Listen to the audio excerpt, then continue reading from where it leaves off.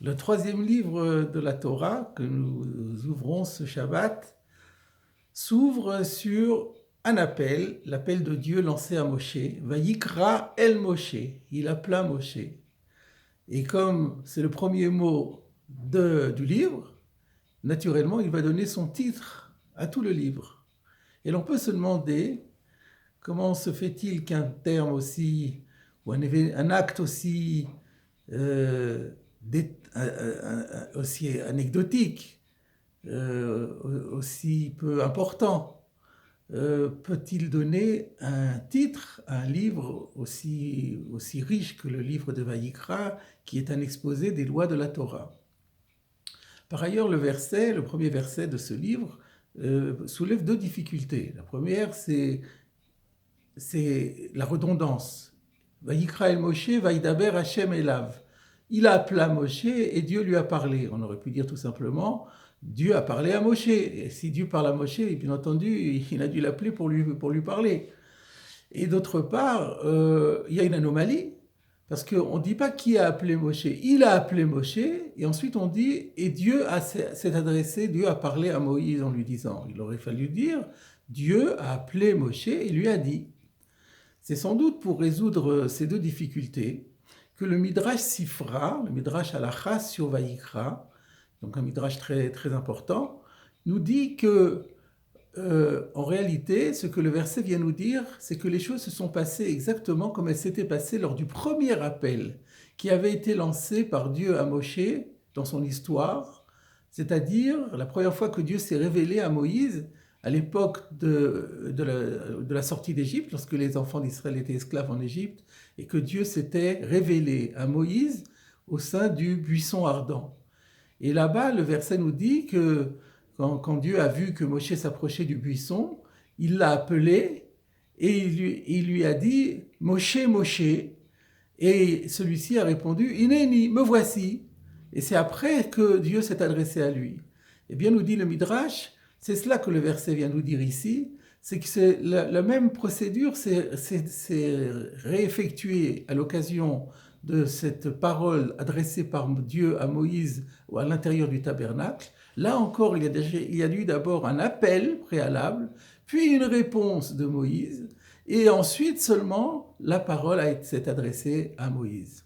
Et le Midrash poursuit en disant que parce que le verset continue en disant « Mais Ohel Moed », que tout ceci s'est passé à l'intérieur de la tente d'assignation, c'est-à-dire du tabernacle, eh bien c'est pour nous dire que tous les commandements qui successivement ont été ensuite enseignés à Moïse, toujours à l'intérieur du tabernacle, ont suivi toujours la même procédure, c'est-à-dire un appel préalable, une réponse de Moïse, et ensuite seulement le commandement lui-même a été dévoilé à Moshe Rabbeinu. Et bien entendu, on se pose la question, et encore, excusez-moi, encore un détail, le Midrash conclut en disant que de la même façon que au moment du buisson ardent, Dieu avait appelé Moshe en répétant son nom, en disant « Moshe, Moshe », en redoublant son nom, il en a été de la même façon dans toute la période où Dieu s'est adressé à Moïse dans le tabernacle, chaque fois aussi, il l'appelait en lui disant « Moshe, Moshe ». Et pourquoi, nous dit le Midrash, ce redoublement? Pour deux connotations. La première, c'est Lachon Chiba, c'est pour exprimer l'affection que Dieu avait pour Moïse. Et le deuxième, c'est Lachon Ziruz, c'était pour l'encourager, pour le stimuler. Voilà, mes chers amis, ce que nous dit le Midrash, qui bien entendu demande à être expliqué. On ne voit pas, on ne comprend pas a priori quelle est l'importance de cet appel. Pourquoi fallait-il qu'il y ait un préalable avant que la parole divine s'adresse à Moïse? Pourquoi il y a une systématique et que la procédure s'est répétée des centaines de fois pour chacun des commandements de la Torah? Et enfin, à quoi correspond ce redoublement de Moshe pour exprimer à la fois l'affection et en même temps l'exhortation, l'encouragement. Vous comprenez que ce Midrash a donné matière à de nombreux commentaires. Je voudrais vous citer aujourd'hui le commentaire du Sfat Emet qui a le mérite à la fois de la simplicité et de la profondeur. Le Sfat Emet nous dit que ce qui est dévoilé ici par le Midrash, dans l'importance qui est mise sur l'appel, c'est un principe qui est d'ailleurs un principe de base de la pensée chassidique, et qui est que lorsque quelqu'un se prépare à accomplir un commandement de la Torah, un acte de piété, un acte de service divin, il doit au préalable se mettre en condition. Se mettre en condition en s'enthousiasmant, en développant un élan d'amour, en s'enthousiasmant et en se concentrant bien sûr à l'idée que par la mitzvah, il allait s'élever vers Dieu, il allait se rapprocher de Dieu, et qu'il avait la possibilité, en quelque sorte, de déclarer à Dieu sa flamme.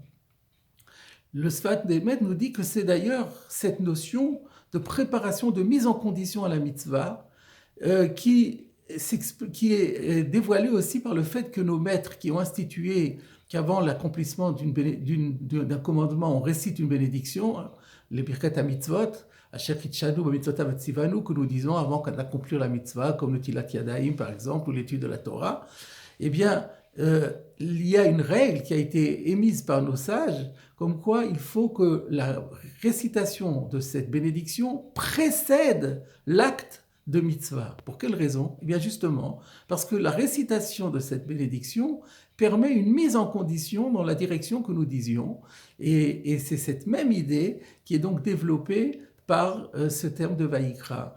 Et ainsi, on comprend que cet appel lancé par Dieu à Moïse devient aussi un appel qui est lancé à chacun d'entre nous en nous demandant de nous préparer à l'acte de mitzvah pour l'accomplir de la manière qui convient. Il reste alors à expliquer, mais pourquoi ce redoublement? Pourquoi à la fois penser à l'amour et en même temps à l'encouragement? Pour cela, le Sfat Emet rapporte un Zohar, Tikkun Zohar, qui enseigne que tout acte, sous-entendu un acte pieux, qui est réalisé sans amour ou sans crainte, plus exactement sans crainte ou sans amour, n'a pas la capacité de s'envoler vers les hauteurs, c'est-à-dire qu'il est quelque part raté. Eh bien, le Sfat Emet nous dit que le redoublement dont parlait le Midrash, la Shon Chiba, la Shon Ziruz, fait exactement écho à ce que dit le Zohar HaKadosh en parlant de crainte et en parlant d'amour. L'amour, l'affection, c'est ce dont nous parlions. C'est cette nécessité de développer en soi un élan d'amour au moment d'accomplir le commandement, élan d'amour qui permettra d'élever infiniment notre acte et de nous élever nous-mêmes vers HaKadosh Baruch Hu. Cet élan est nécessaire, mais toutefois il n'est pas suffisant. Pourquoi? Parce que quand on est pris d'amour pour quelqu'un, on peut parfois se laisser aller à certaines privautés, à certaines familiarités qui n'ont absolument pas leur raison d'être lorsqu'il s'agit d'une relation avec Akadosh Baruch Hu, dont nous sommes en réalité les humbles serviteurs. Donc il convient de pondérer notre élan d'amour par un autre élan, un élan de respect, de révérence, de crainte révérentielle vis-à-vis d'Akadosh Baruch Hu.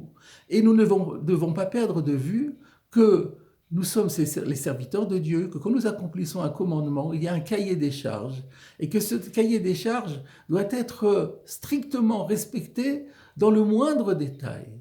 Et voilà pourquoi, lorsque Dieu s'adresse à Moshe, il lui exprime à la fois l'amour, et en même temps, il l'encourage. Il l'encourage au respect strict de la parole divine. Il en va de même pour nous. Lorsque nous accomplissons les commandements, nous devons à la fois cultiver un élan d'amour et en même temps un élan de crainte, un élan de révérence. Nous pouvons constater d'ailleurs que dans l'intitulé de la bénédiction de la mitzvah, on retrouve ces deux idées. Nous disons « Asher kideshanu b'mitzvotav etzivanu » Dieu nous a sanctifiés par ses commandements et il nous a ordonné. Sanctifiés par ses commandements, c'est un élan enthousiasmant à l'idée qu'on va s'élever, on va se sanctifier, on va se rapprocher de Dieu. Mais Vetzivanu, n'oublions jamais que c'est un commandement dont nous sommes comptables. Pour la réalisation de ce commandement, nous sommes comptables devant Dieu et nous devons le respecter dans le moindre détail selon les lois strictes de la Torah. Et voilà maintenant, mes chers amis, comment nous avons la réponse à notre question. Alors que le livre de Vaïkra est un livre d'exposé de tous les commandements, ce livre ne pouvait pas avoir un meilleur titre que celui de Vaïkra, qui nous rappelle quel est le mode d'emploi de la mitzvah.